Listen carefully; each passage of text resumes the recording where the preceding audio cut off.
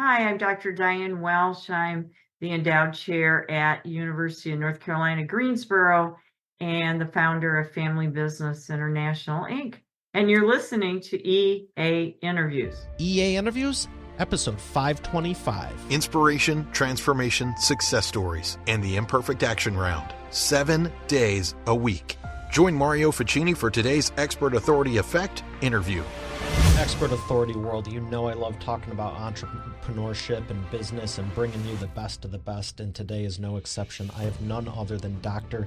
Dianne Welsh, Distinguished Professor of the University of North Carolina, Greensboro, and we're going to be talking about entrepreneurship, international business, and her books, everything she's accomplished all the years, especially women-owned business, to help you bring it to your business. I'm going to bring her up right after we thank the sponsor. Every business needs a book, including yours. And that's why I'm launching my new book to help you regardless of where you think your current writing abilities are. Visit eapublishingmethodbook.com today to learn the 7 steps to publish and promote your nonfiction lead and profit-generating business book in 8 weeks. Once again, that's eapublishingmethodbook.com. Here she is, ladies and gentlemen, Dr. Dianne Welsh. Dianne, how are you feeling today? I'm great. How are you doing? I'm doing good. I'm doing real good. Excited to hear about your expertise because I can't even fit it all into, you've accomplished so much. What made you want to get into entrepreneurship and helping international businesses? Well, I grew up in a family business, Boyd Division Welsh Sporting Goods. My dad created the very first soft-sided luggage in the world, so I've been around it my whole life. Oh, no kidding. Yeah, in a little town called Iowa Falls, Iowa, we had a 4-story factory. And in the early 60s, he took gear bags that were meant for hunting and fishing and made square luggage bags out of them. And soft-sided luggage was born for the world. Wow, that's very intriguing. So you wanted to go down the same route inspired by your father, and what has been the most interesting business you've been able to help out? I would probably say that business, and that's because we took it from startup, the title of my book is Entrepreneurial Family Business from Survival to Success. Not over 95% of the businesses in the world are family businesses. So all the way from mom and pops starting out to women-owned businesses where they have partners involved and family members. And it's true around the world that this is the engine that drives success. So I grew up in that engine, and I started selling myself and had my own business when I was 10. I sold black raspberries and red raspberries to the grocery stores. My mom saved the little strawberry containers, and entrepreneurship was born in me. Oh, that's fantastic. I started my first business when I was 12, lawnmower, not a lawnmower, lawn cutting, power washing, painting, all that type of stuff. And I think it's great. I love seeing people on Shark Tank now and just hearing about people, there's 7, 8, 9, you said 10-year-olds. What age do you think is the best age to encourage entrepreneurship and someone to start? It starts at a very early age, so I think the earlier the better to model. I started actually working in our family business with my mom and dad when I was 8 years old, sweeping floors for about $1 an hour. Oh, it wasn't even an hour, it was $1 a day, actually. Oh, wow. But yeah, I really believe modeling is very, very important at a very young age, and they pick up things you don't even realize. So I don't think, I think when you get to 7, 8 and there, you're good to go. Okay. Would you say it's pretty established by that point anyhow? In young people? Yeah, I mean, I know people, I don't think there's a bad age to get started. Colonel Sanders got started at 66 with KFC, literally driving around the country just to demonstrate chicken? Not demonstrate chicken. What do you do? Sample it. There's never any age that you can't be an entrepreneur. I agree. That's a fallacy if you believe that. It's all about looking at everything like it's the first day of the rest of your life and running with the ball. And I often tell people, don't wait, do it now, because there's always going to be something that comes up, whether it's house payments, getting married, you know, children, cars, College tuition. college tuition, whatever it is, the sooner you do it, the better. Are there any better businesses than other ones, or do you think it depends on the people? I think that most of it is looking at ways to innovate around what's already there. And that's what we know is that most businesses start not necessarily from a new invention or a new product, but it's usually a better way to do something that's already done or a product that's out there that they do a little bit better. So it's mostly doing something a little bit better than how it's been done. And how you do that and learn from that as you get in that business. And oftentimes people will start a business after they've worked in it for somebody else. And then they realize, wait a minute, there's a better way to do this, and new businesses are born. Are you a firm believer in starting your own business or a merger and acquisition scenario where you take it over from someone and build off of what they already initiated? Well, right now is a great time around the world to buy an existing business because many businesses, and this has been true probably for the last 15 years, they were started after World War II, Mm-hmm. and this is true around the world, and they've already got a clientele built up, and they want to retire usually, whoever they're in that age bracket, even after World War II. And lots of times there isn't family members that want to take it over. And so they're looking for an exit. And so there's some advantages to it. You have to be careful on the financials, how they're figuring out their balance sheets and their Mm-hmm. income statements, and because did they take a salary, for instance? Lots of times business owners, they'll take $1 a year salary. Well, if you're buying a business to actually have a salary, that's got to figure into your financials. So I think that there's not one clear answer. A lot of it depends if you can find a business that you want to go into to begin with, and then number two, the location, does that work for you and your family? And number three, is this the path you want to take of an existing business and build it, because it gives a good foundation if they have clientele. And if you can't find something, then it's better to start your own. So, but I don't think there's any tried or true right or wrong way to do Okay. it. You have to take all those factors into consideration. Depends more on the person, huh? Well, it depends on the person, the environment, the country you're in, the state you're in, where the technology is, where the marketplace is at the time. But I think that people do ignore the fact that there's a lot of good existing businesses out there for sale that they could start in. So, I agree. I've noticed a trend the last few years between my friends and I where 10, 20 years ago, it was, should I start a business or not? And now I've noticed a lot of people with existing businesses are buying up other ones or acquiring even a portion of it or something. And like you're saying, there's great businesses already set up.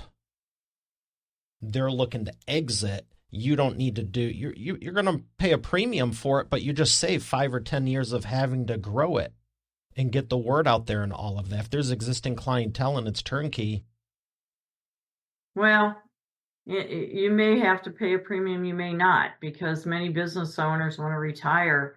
And if it's harder to sell a business, I always say to entrepreneurs when they're looking at starting a business, okay, when you're starting the business, also do an exit strategy. So what's your exit strategy? Okay. Let's take and have that down for like 2 or 3 pages of your business model, your business plan. So you actually realize where you're going. And the exit strategy is not going to be the same for everybody. Maybe they want a family member to take it over. Maybe they want to keep it in the family. They may say, no, I want to get out this quick. I want to make some fast cash and move on to something that I think has more potential. So I'm just doing this to get through. And for instance, I had a student that started a business selling musical instruments to high schools from China originally. Oh. And they were a lot cheaper at the time. This has been 20 years ago than they were in, US made instruments. Mm-hmm.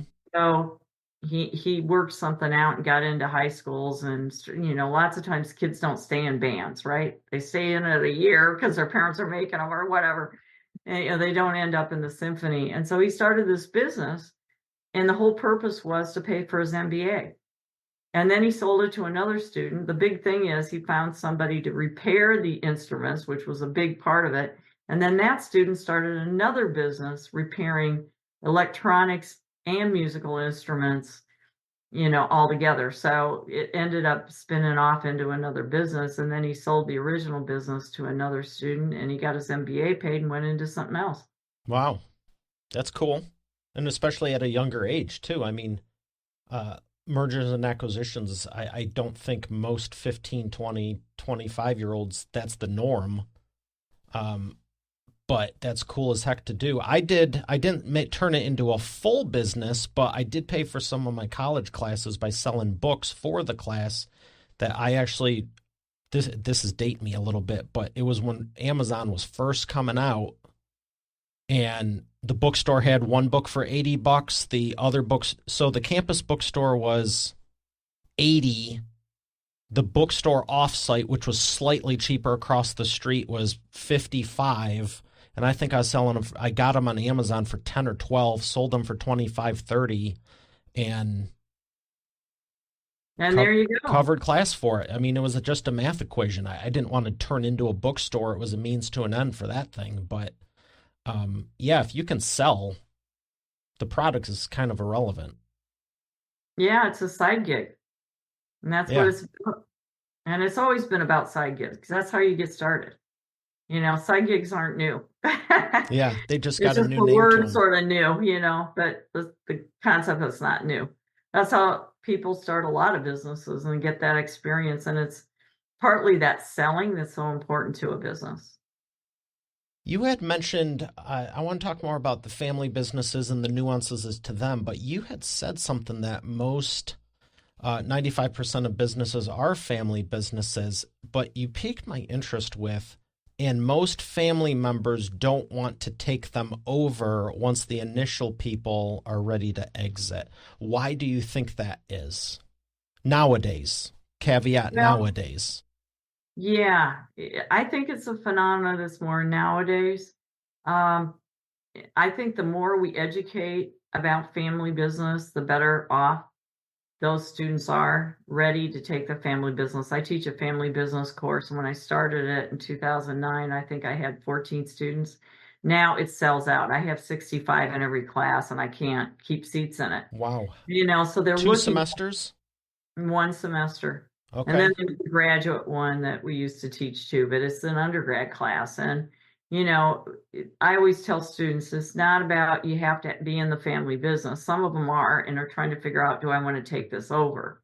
The other group is people that want to start their own family business. I had one student that said, I lived through the recession with my family. Everybody lost their job. My aunts and uncles lost their jobs, and I don't want that to happen anymore. So I'm going to start my own family business to make sure everybody always has a job. So, and if you look at first generation college students, they see this as a way to build wealth, way to build legacy. I'm a big believer in family businesses, and that's why I wrote Entrepreneurial Family Business: From Survival to Success. And it's the story of my family business. It's written in the first person. It's about 100 pages, 125 and a lot of, I hired a professional photographer. I had all the original spreadsheets for the balance sheets from when we started, and all the products, and showed actually the innovation and the revolution of creating products. But I write it as first person, and each chapter has lessons learned at the end of each chapter. So, it's very practical, very hands-on.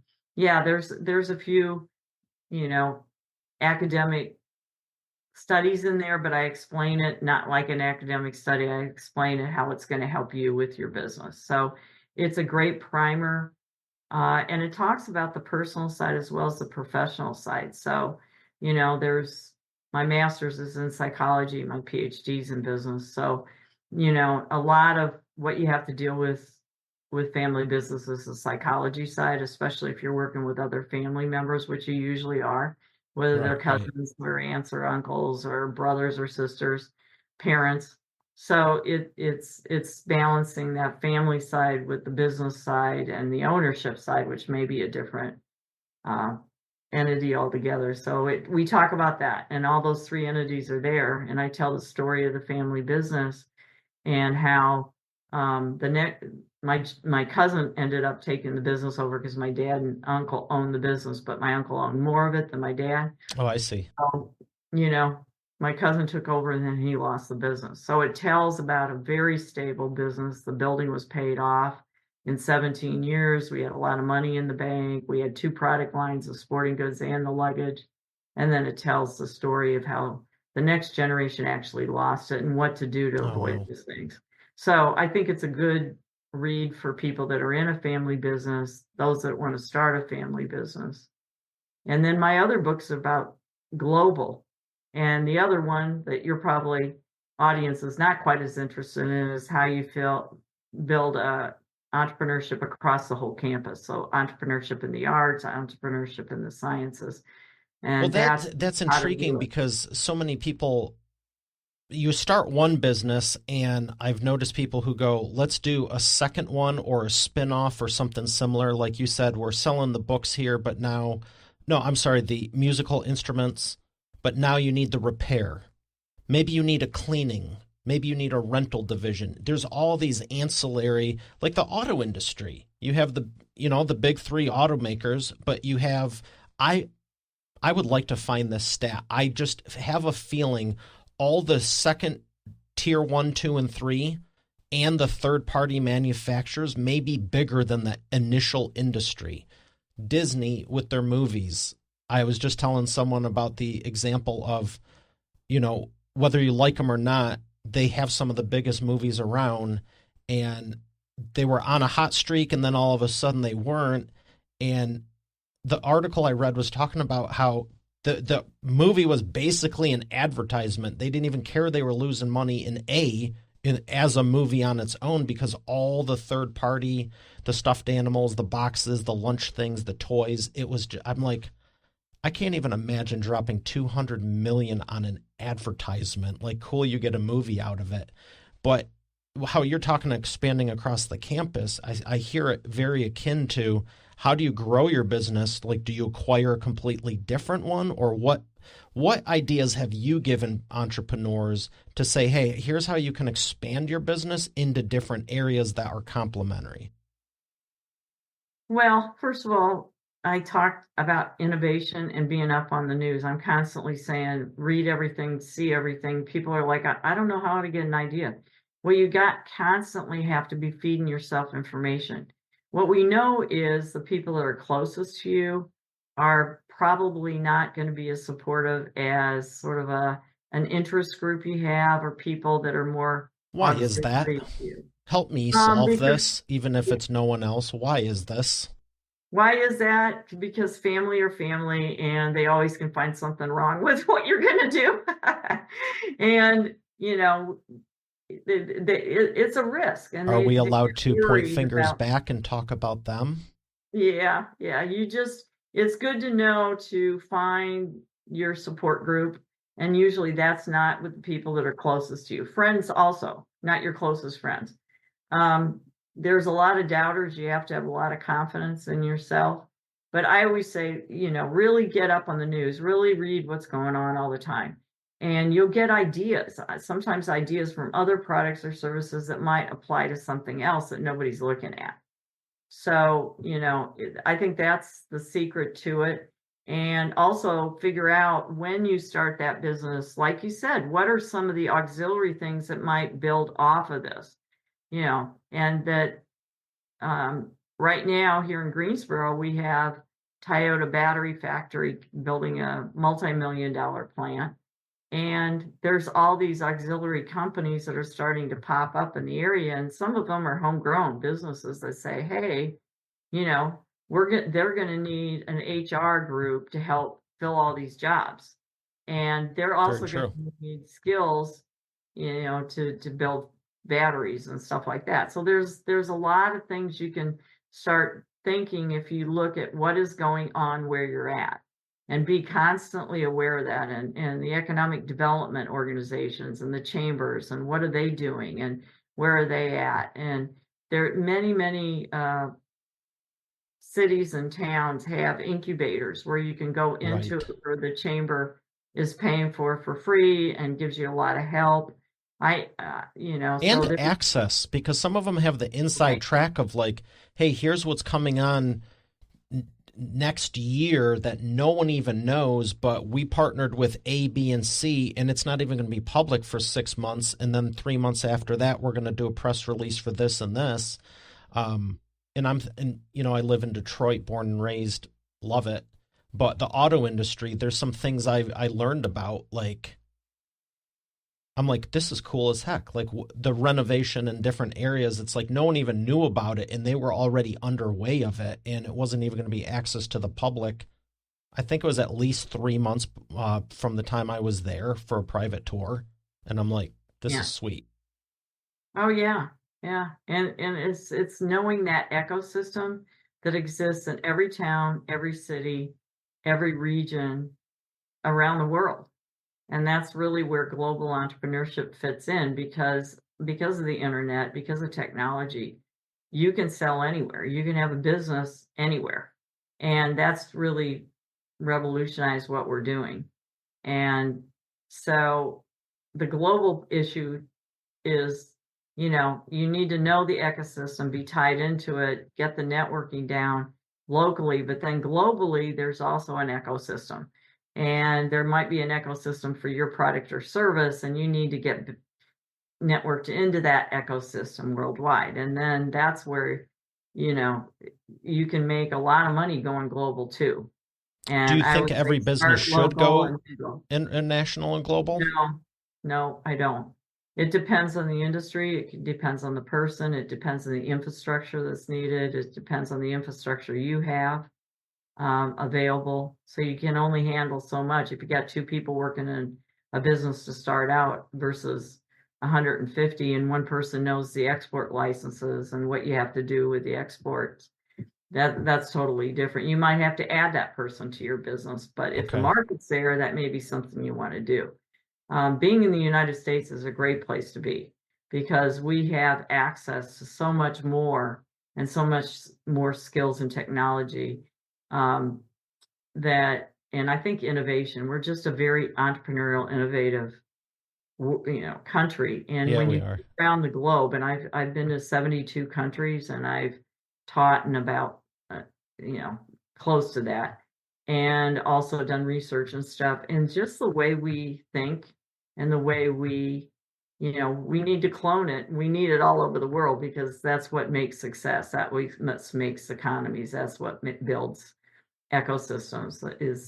But it's like we don't even realize how we think differently here in the United States, but we're born that way. I'm totally believer of that. And just, I always ask, did your parents let you get, dirty in the sandbox, or do they say, oh no, don't do that. You've got your good outfit on.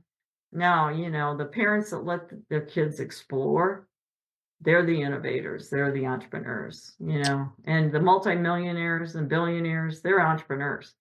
And that's Right. that's that's what makes the difference. And we have a tendency to look at failure very differently in the US than they do in other countries.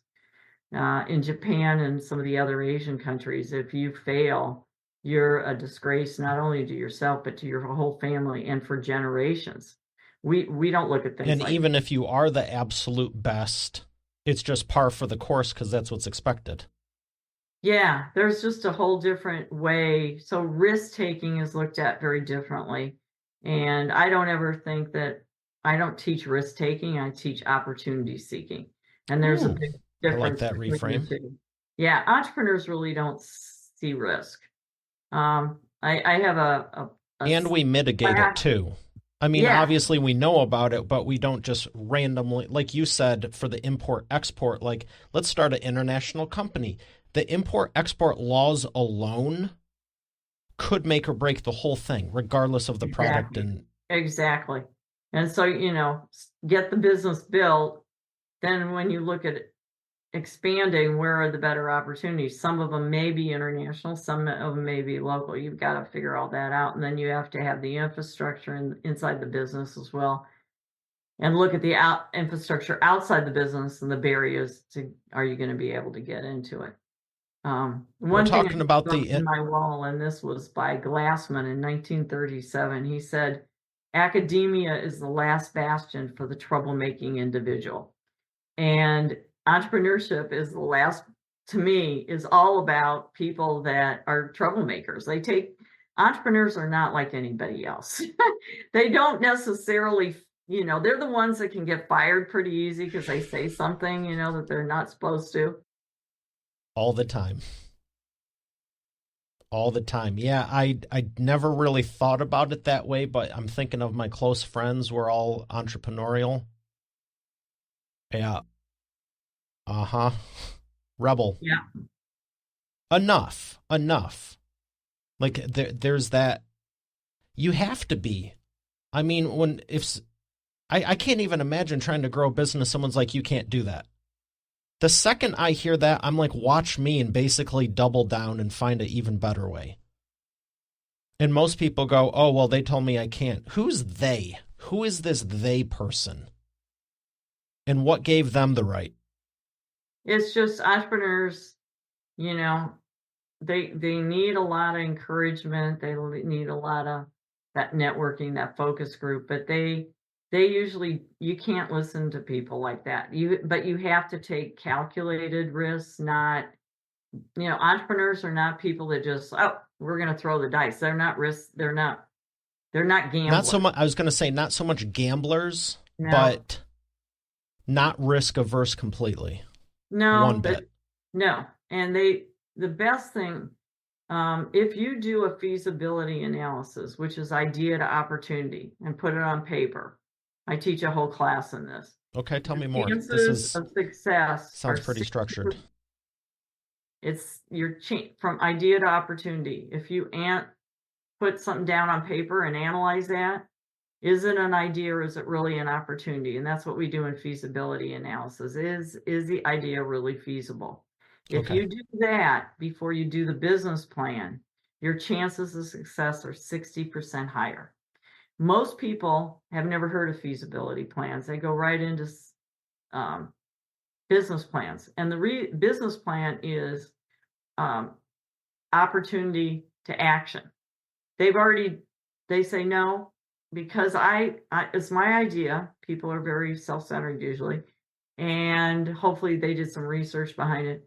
I know this is going to work. It's an opportunity. I'm not going to do that. Is it a good idea or is it really an opportunity? I'm not going to. My idea is different. I'm different.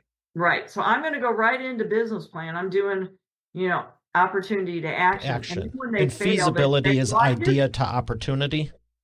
Feasibility is idea to opportunity. Business plan is opportunity to action. You're actually going to put the management team together. You're going to do this. The problem is most people do a business plan. They haven't even heard of feasibility analysis. And the problem with that, when they fail, they're like, I don't know. I did everything right. I did a business plan. No. Did you do a You were running uphill to begin with and didn't realize it. Right. So if it's not really an opportunity, no matter what you do to take it to action, it's not going to work because it's not an opportunity to start with. So you really have to do the research behind it. Wow, and that's a great point. I feel like I heard about it, but it's not something that's commonly talked about, even in entrepreneurial circles. And I know a ton of people who never even drew up an initial business plan. Exactly. I'm going to start a business. Cool. What are you doing? I'll tell you next week. Awesome. Right. Best of luck. Well, and the other thing that a lot of people do is they hire somebody to write their business plan. Nope. You need to write your business plan. If you can't articulate it, someone else that doesn't have the answers for you. Right. And you need to know where the drawbacks are going to be and where the opportunities are. And having somebody else do it is not going to get you to understand all that. And So you were 95 covering a lot of great stuff, and I'm sure we could go all day about the nitty-gritty and all of it, and I kind of want to, but we were talking international, and I know it's a specialty of yours. You're a very sharp woman, and I think this won't even faze you, but I want to throw another wrench in this just to keep it interesting. Not that it's not already, but there's few people that can speak intelligently on this, and I know you can. How do you feel geopolitical issues are affecting international business? Oh, there's never a time geopolitical issues don't affect international business. Of course they do. And so much of what business is regional. And, you really have to be on top of it to make sure you understand really what the geopolitical issues are. And right now there's a huge amount of geopolitical issues, as we're all Do you aware. think it was ever better, or I know there's always been some, but has the world been against entrepreneur, like the ebbs and flows? Like, can you imagine a world where it's like, just leave us alone and let the entrepreneurs do the entrepreneur thing and help people? Do you think there was ever a better time, or is it all just been uphill and we just choose to climb uphill? Well, I think that entrepreneurship for many countries around the world is almost like they see it as glamorous. Like they think of, some of our big name entrepreneurs, and that's Sure. like Mark Zuckerberg, and that's who they think of as an entrepreneur. And we all know that most entrepreneurs don't work in solo, they work on teams. And, that's another secret to going international is you've got to have a team over there you're working with, and, that ecosystem again. But the global political, I think the danger is when we become isolationist, and when we isolate ourselves. And the danger is because with that thinking, then that doesn't let entrepreneurs expand into other parts of the world. Okay. And it also limits, because what we do, I am very, very aware of this. I just came back from Lithuania in November. What we do affects the rest of the world. What America does affects how the rest of the world goes, and how they look at things and do things. And well, it's okay for the US to do it, so it must be okay for us. And that's a reality. So we have to always be very aware of whatever we do affects our allies, affects, the global trade agreements. You have to be aware of those who's in those trade agreements. So I think the more we're open to look at, it's going to benefit us, right? It's going to benefit us. World trade benefits us, but you have to be aware of all the agreements and stuff. But that isolationist point of view, that's the number one thing that'll hurt us. Number one business killer, huh? Yeah. Yeah, because I know businesses have been around hundreds and thousands of years realistically, but I believe, and correct me if I'm wrong, you're the professor, and I'm trying to remember what I was taught ages ago, but I believe it was World War II where the economy shifted from, because the U.S. had business prior to that, but it was really, we became a global economy right after World War II because of it. Is that correct? Pretty much, yeah. Okay. Yeah, and that's why, businesses grew around the world. And if you look at Germany, great businesses there, a lot of family businesses after World War II. And I think the big downfall is if we don't, a lot of, in Germany, they don't want to take over the family business. Keeping those family businesses going that are stable, they're great employers, that's very much a key to stability in terms of business, no matter where you are in the world, is a key to everything. Yeah. We touched on it earlier, but why do you feel, why aren't people excited to take it over? I mean, if the family built it up, I mean, I feel like 20 years ago, it was like, oh, third generation bakery or auto place or salon or whatever the case. And it kind of saddens me because now I think there's a lot of people after 2008 who go, let's get into business. And now it's like that legacy, that continuing on of it Why don't people take pride in like, hey, my family built this up and it's good? And The thing is, you probably, Mario, are you from a family business? If you don't mind me asking. my dad had one, but not this. Okay. Most of the time when I work with people, and I'm a Family Firm Institute consultant, I've won 4 national and international Lifetime Achievement Awards, and one of them's from the Family Firm Congratulations. Institute.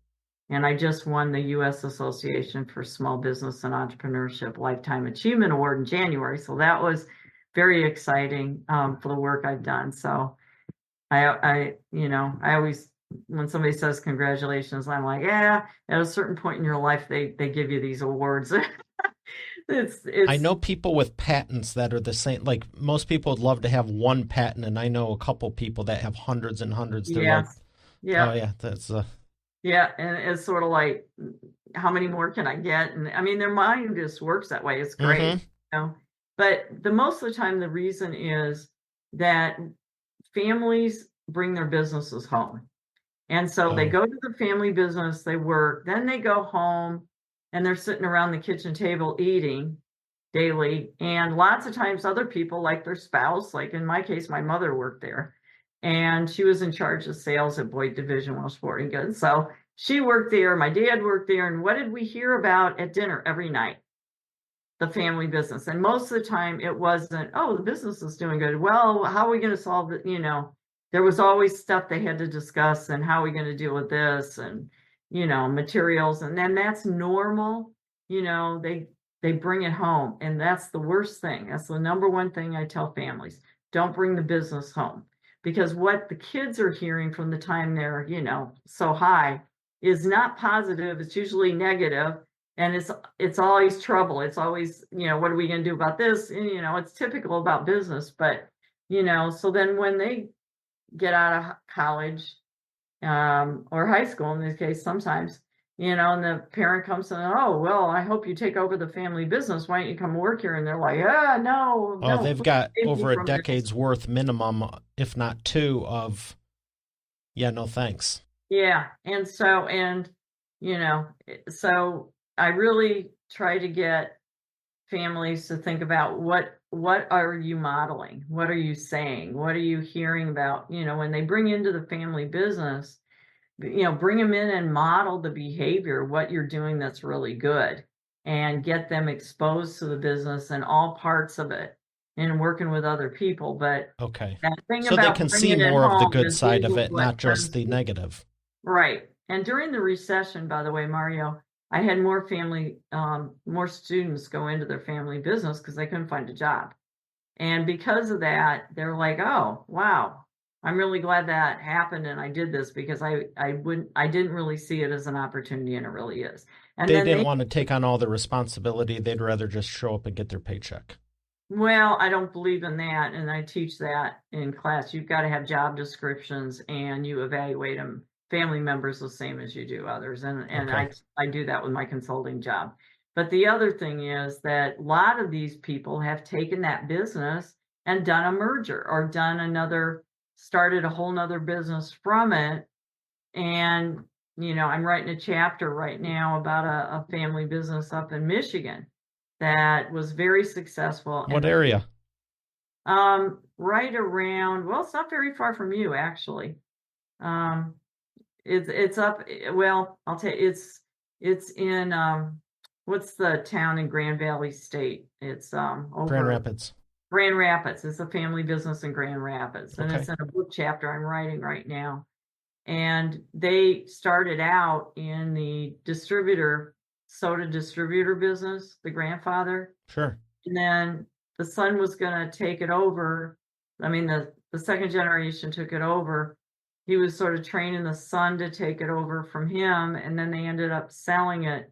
And now the son's taken it, the third generation's taken it into the real estate business, and his son is doing investment. So it's taking that wealth. It's shifted, and that's the story of America. That's what's great about us. Yeah, there's so many great stories, and I love hearing them.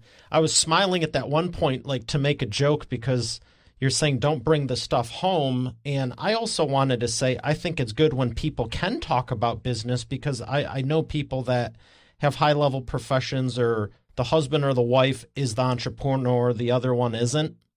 And it's like, when you can't talk about it, I don't love that either, but I get your point of don't be talking about all the bad stuff all the time. My joke was like, do what most businesses do for PR and marketing, like only highlight the good stuff, for Facebook, Instagram, and all that stuff. Like, how'd your day go? Oh, fantastic. Look, like, yeah, well, and the students now, the young people nowadays are all into social media. So what's the snapshot look like, or what's the soundbite? Bring that home. Oh, great. Right. We had a good meeting. The other 9 hours were trash, but we had a good meeting. Yeah. And so I think it's always the messages we give other people, and entrepreneurs have to be very aware of the messages. I agree. I talk about it a lot, and it's part of our training with the publishing process for our books and authors. Let's do the wheel of whatever. Not like we're not having fun already. And I've already asked you a couple questions I probably should have saved for this, but you want yellow or black? Oh, I'm a yellow girl. Yeah? Nice. All right, yellow question. My question for you would be, where do you think entrepreneurship's going to go over the next decade? It's going to be much more, it's going to be impact and interfaced with Chat GPT and all the other products that are around it. All the AI artificial stuff, huh? intelligence. I think this is actually a positive thing. I think we can create a huge number of businesses from that. So I think it's just anywhere but up. I'm always believe it's an up, and it's just you have to. Yeah, it's more opportunities. But the existing business. In the feasibility analysis, what are the pros of it? What are the cons? And have, reasonable expectations, because I know some people that are banking on AI is going to answer everything. And literally just the other night, I saw a video of them playing tic-tac-toe with the robot.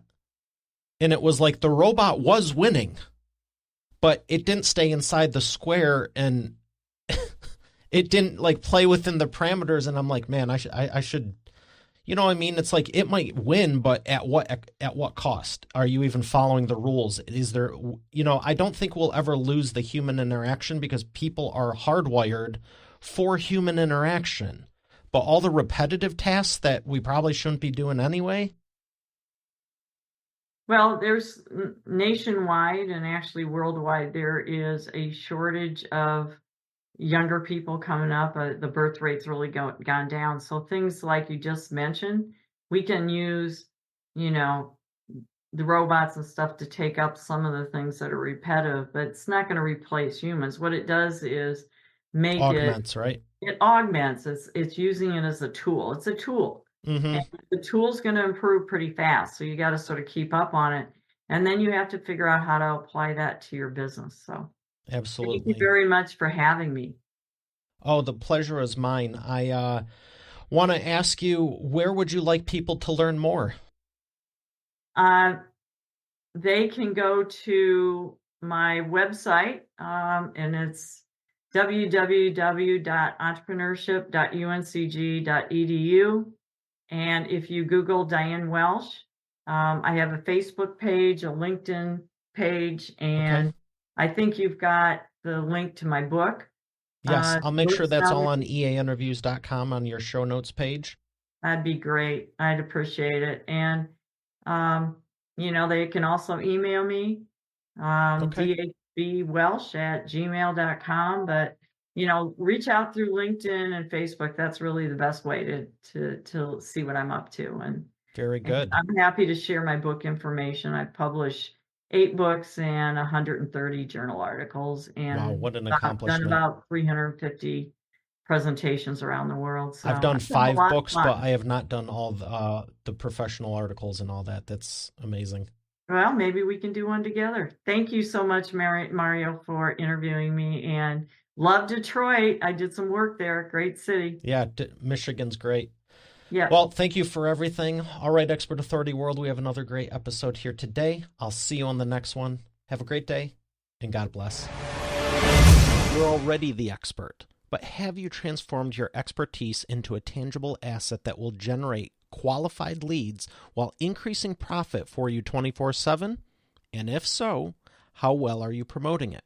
With my new book, The Expert Authority Effect Publishing Method, I take you through my process step by step.